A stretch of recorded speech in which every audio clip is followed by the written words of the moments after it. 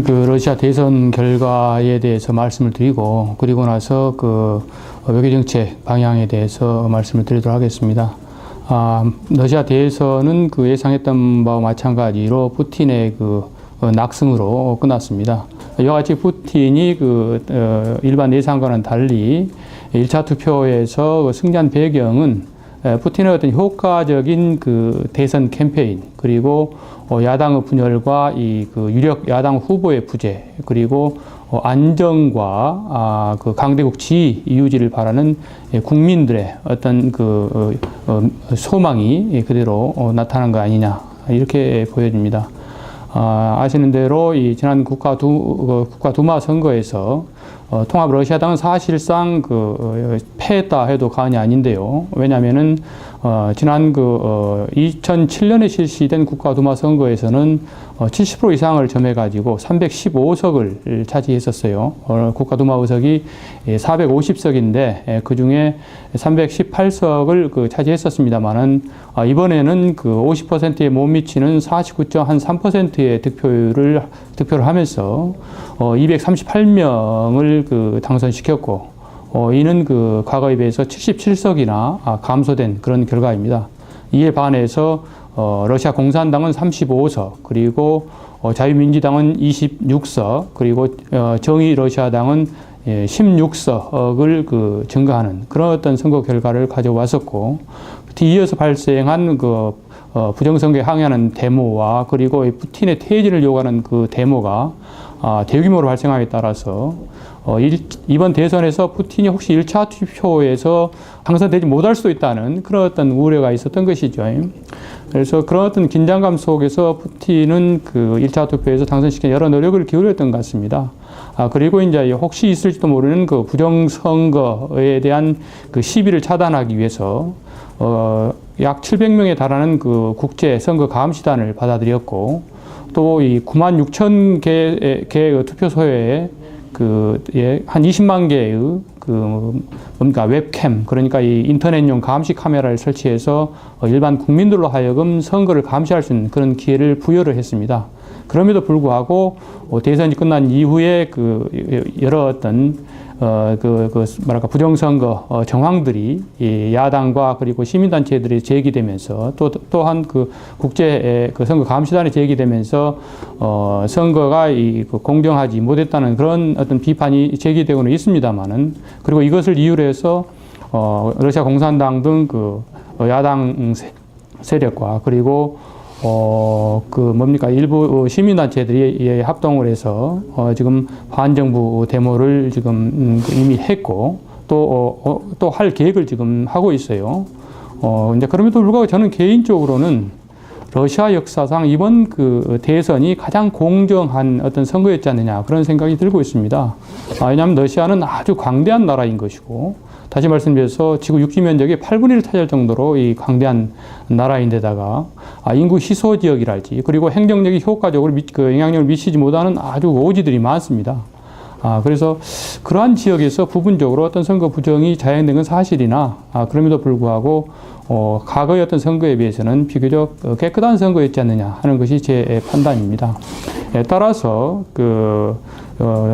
일부 야당 및 시민단체들의 부정선거에 대한 어떤 항의와 그리고 이 푸틴 퇴진을 요구하는 데모가 지속되기는 될 것입니다만은, 점차 어떤 열기 내지는 동력이 감소될 것으로 보이고, 오히려 일부 야당들을 중심으로 해서 푸틴이 대선 과정에서 제시한 정치, 사회, 경제 개혁을 하루라도 빨리 추진해라 하는 그런 요구가 대두될 것으로 저는 이렇게 전망을 해보고 있어요. 일단 푸틴 정부의 대정책 방향에 대해서 소개를 드리겠는데요. 푸틴은 지난 2월 27일에 러시아와의 변화하는 세계라는 그런 논문을 언론에 기고를 했어요. 그래가지고 자신이 집권할 경우에 추진할 대정책 방향을 이제 제시를 하고 있습니다. 거기에 보면은 이 강한 국력과 이 국익에 기반하여 국제 무대에서 러시아가 독립적 역할을 수행해 나가겠다, 이런 주장을 하면서 특히 강한 러시아 건설을 위해서 군사력 강화를 이제 강조를 하고 있습니다. 푸틴은 그 대선 기간 중 그 강한 러시아 건설해야지. 그리고 국익보를 위해서 단호하고 독자적인 어떤 외교 정책을 추진하겠다. 이렇게 천명하였음에도 불구하고, 제 생각으로는 그 기존의 실용주의 정책을 그 지속해 나갈 것으로 이렇게 보입니다.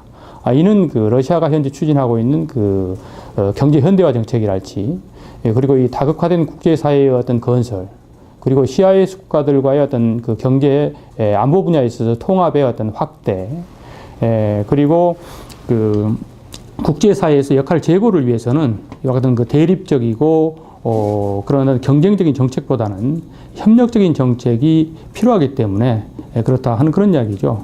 다시 말씀드려서 푸틴의 강한 러시아와 어떤 독자적인 정책의 어떤 천명 이런 것은 상당 부분 어떤 대선용으로 우리가 받아들여야 되지 않겠냐, 저는 그렇게 생각을 하고 있어요.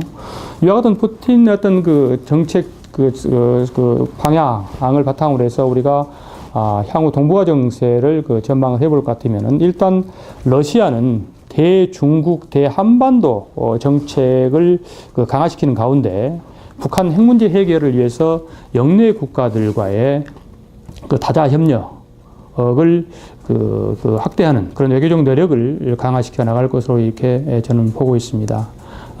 그래서 이제 남북한과의 관계, 즉 러시아의 대한반도 정책에서 볼 것 같으면은 러시아는 그 남한 경사적 그 등거리 정책을 지속시켜 나갈 것으로 이렇게 보여지고, 대북 정책의 경우 조금 전에 말씀드린 대로 일단은 김정은 정권을 인정을 하면서 그러면서도 이제 북한이 핵무기를 갖는 것을 인정을 하지 않고 북한 핵 문제 해결을 위해서 육자회담을 조기 재개시키고 이를 통해서 러시아의 어떤 그 일정한 역할을 수행해 나가는 그런 정책을 추진할 것으로 보이고요. 우리 한국과의 경우에 있어서는 그 2008년 9월 달에 합의한 전략적 협력 동반자 관계를 내실화시켜 나가는 여러 어떤 방안들을 강구를 해가지고 그거를 추진해 나갈 것으로 이렇게 보여집니다. 특히 이제 그 러시아 입장에서 볼 때는 러시아가 추진하고 있는 그 경제 현대화 정책이랄지, 그리고 이 극동 시베리아 지역의 어떤 개발은 동북아 국가들 중에서 가장 협력의 가능성이 많은 국가가 이제 한국이라 생각하기 때문에 이런 어떤 측면에서 한국과의 그런 협력 제고를 위한 여러 노력을 기울일 것으로 이렇게 보여져요. 그리고 이제 미국과의 경우에 있어서는 그 사안별로 경쟁과 협력을 하지 않겠느냐, 이런 생각이 좀 듭니다. 우리 잘 아는 대로 오바마 행정부 들어서 미국과 러시아 관계는 굉장히 좋아졌어요.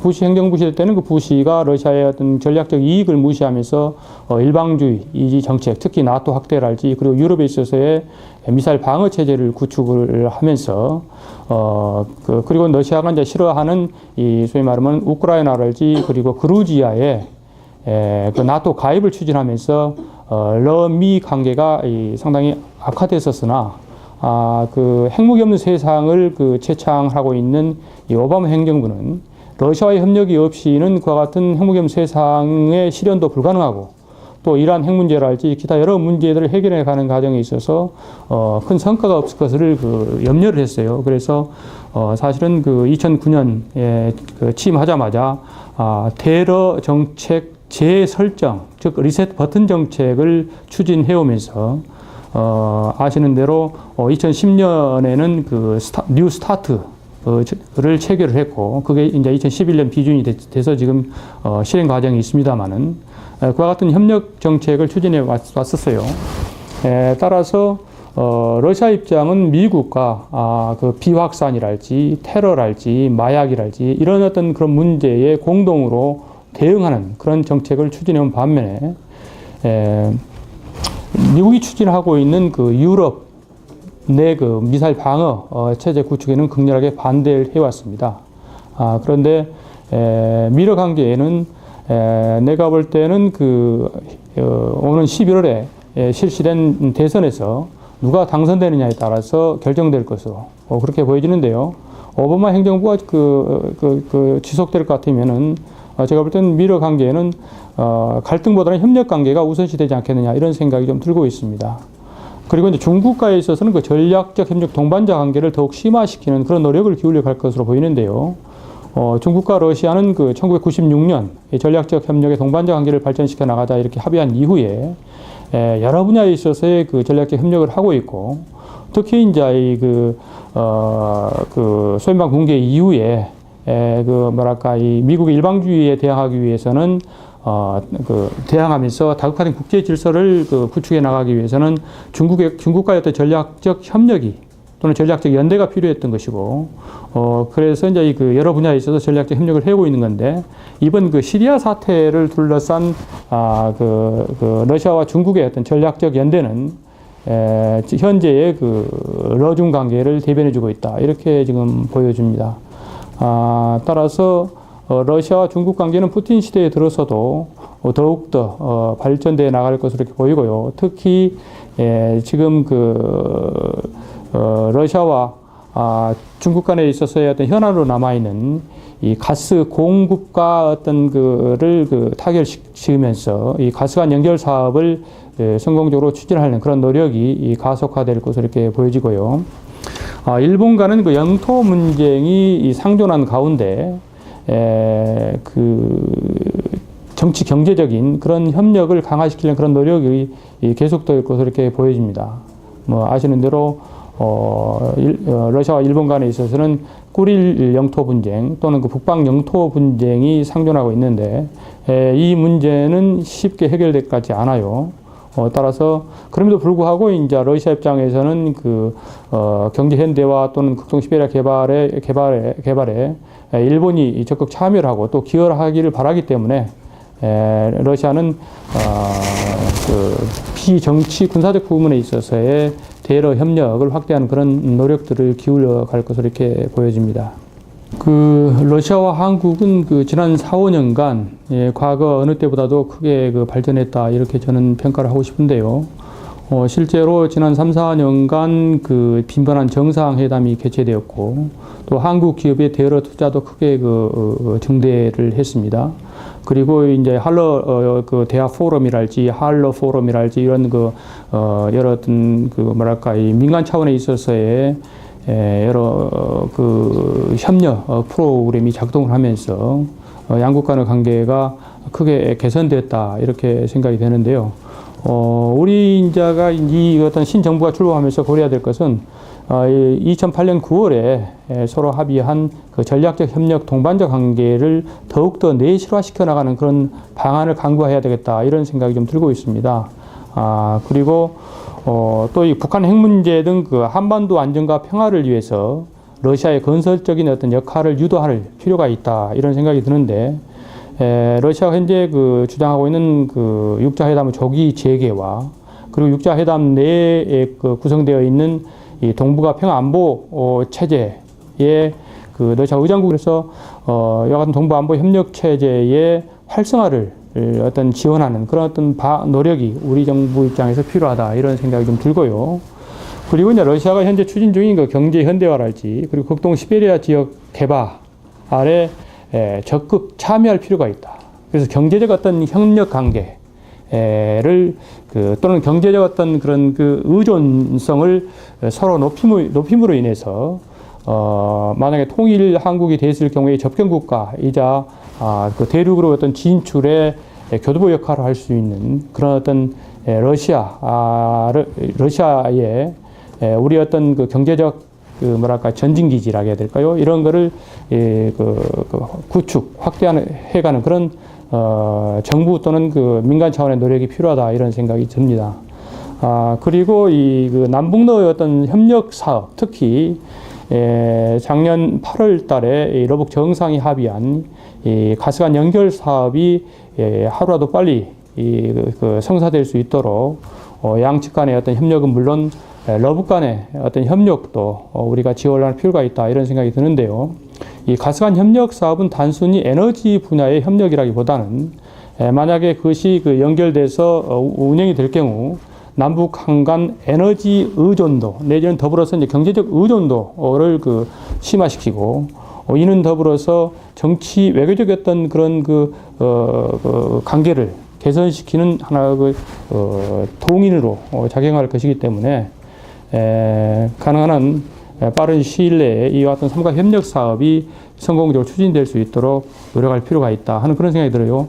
만약에 그 가스관 협력 사업이 성공할 것 같으면은 다른 어떤 삼각 협력 사업, 즉 그 TSR과 TKR, 즉 시베리아 횡단철도와 한반도 종단철도 연결할 사업도 추진될 것이고, 또한 그 전력 그 연결 사업이랄지, 그렇게 뭐 녹색 성장을 위한 그 녹색 성장 사업이라는 게 있죠. 소위 말하면 농업 분야에 있어서 협력 사업이랄지 이런 것들이 그 추가적으로 추진될 것으로 이렇게 보여집니다. 그리고 마지막으로 오는 그 9월로 예정이 된 블라디보스토크 에이펙 정상회담이 성공적으로 추진될 수 있도록 우리 정부가 우리는 그런 회의를 이제 이미 개최했기 때문에 노하우가 많이 축적돼 있어요. 따라서 이런 그 에이펙 정상회담이 성공적으로 추진돼 가지고 한반도의 어떤 안정과 평화는 물론 러시아의 극동 시베리아 지역의 어떤 그 개발 촉진, 더 나아가서는 러시아의 어떤 아태 지역 국가들과의 어떤 협력 확대와 경제적 어떤 통합에 기여할 수 있도록 우리가 좀 지원할 필요가 있다, 이런 생각이 좀 듭니다. 동북아 정세 차원에서 보면은 러시아 입장에서는 일단은 그 중국과의 관계 개선 정책을 제일로 삼을 것입니다만은 장기적으로 보면은 중국의 부상에 따르는 러시아의 우려도 좀 있어요. 그래서 제가 볼 땐 단중기적으로는 중국과의 어떤 전략적 연대, 전략적 협력을 통해서 미국에 대항하는 그런 어떤 정책을 펴려고 했습니다만은 중국이 이제 과도하게 그 부상을 하면은 오히려 어떤 그 밸런서로서의 역할을 하면서 실리를 추구하는 그런 정책을 추진하지 않겠느냐 하는 생각이 들어요. 그래서 우리가 좀 눈여겨봐야 될 부분은 그 미중러 삼각관계가 중국의 부상과 더불어서 어떻게 변화될지, 그리고 그에 따라서 러시아가 어떠한 정책을 펼 수 있을지, 그리고 그런 삼각관계 변화 속에서 이 한반도 문제가 어떤 식으로 소위 말하면 조정이 되고 또 어떤 해결이 될지 하는 그런 문제에 대해서 관심을 가져야 될 거로 이렇게 보여집니다. 뭐 정확한 예측하기는 쉽지는 않지만은 이 미중러 삼각관계는 역시 이 동북아 정세에 앞으로 굉장히 큰 어떤 영향을 미치는 요인으로 작용할 것이다 하는 것이 제 생각입니다.